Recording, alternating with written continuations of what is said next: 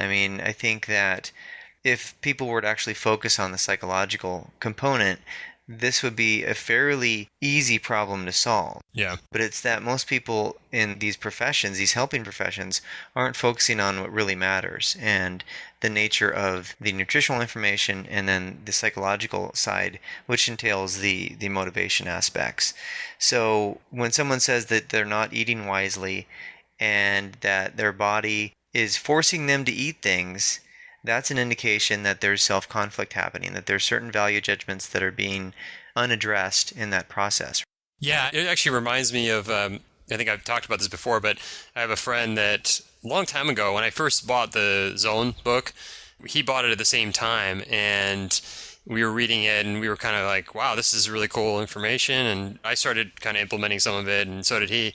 And then, I don't know, a couple of years later, I was over at his place, and he's drinking a Mountain Dew and pounding the Pringles, and I looked and I said, what happened to the Zone? I thought you were kind of big on that. And he's like, oh, no, I can't do without my carbs. And so, Yeah. and he's overweight. And, it's just like, where's that disconnection there? What's going on? I mean, he knows exactly what the right thing is, but he's choosing to do the unhealthy thing that's keeping him overweight. Yes, and if you look in our culture, it's almost as if being overweight and obese even is normal. Yeah. And this pathology of normalcy is just a slippery slope where people basically don't take the initiative in order to actually remedy the situation and become more healthy. Because as this guy at Scripps Institute, this piece actually was done in San Diego, here where we are.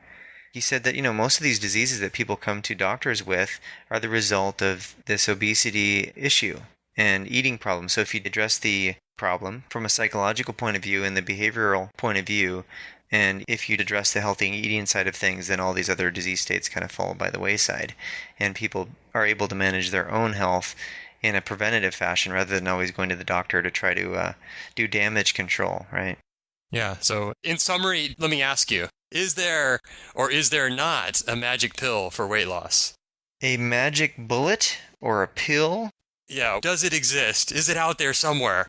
Are there some scientists that we can rely on, or some doctors or somebody that can just whip up something so we don't have to worry about this whole eating thing anymore?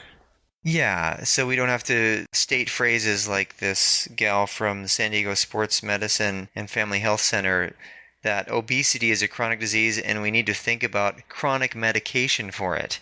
Yeah. I don't think, I mean, that's not really a magic bullet, is it? It's not a No. magic pill. It's not a holy grail because if we look at this rationally and realistically, if you need chronic medication, you're going to be addicted to the medication now.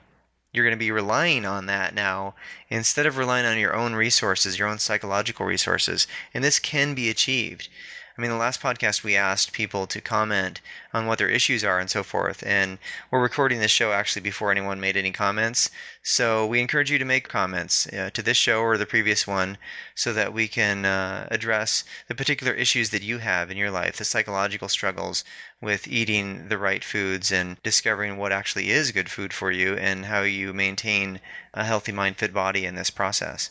Yeah, and also just people that are already doing this and kind of taking charge and kind of eating the foods that we're talking about to stay thin and stay healthy.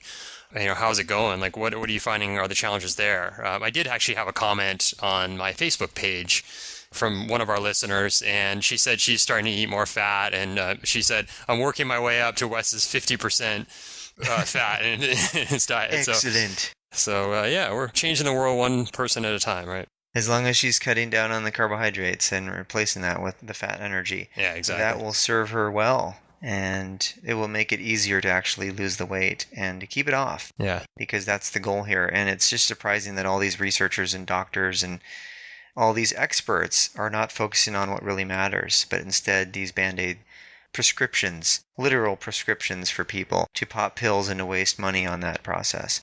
Well, that's where Healthy Mind Fit Body comes in. So we're basically the anti-pharmaceutical industry and the anti-FDA, and we're what works. Indeed, because your own body has, so many complex processes going on that it can take care of itself if you do the right things for it. Yeah. That's the key. Exactly. So if you like the show, you can rate us or review us on iTunes. We have a link there on the website, and just visit healthymindfitbody.com for all the good information.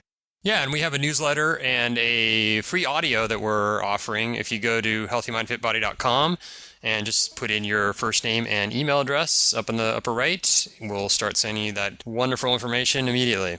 All right, well, that wraps it up. Thanks for listening this week, and we'll talk to you next week. Thanks for listening, and we'll talk to you soon.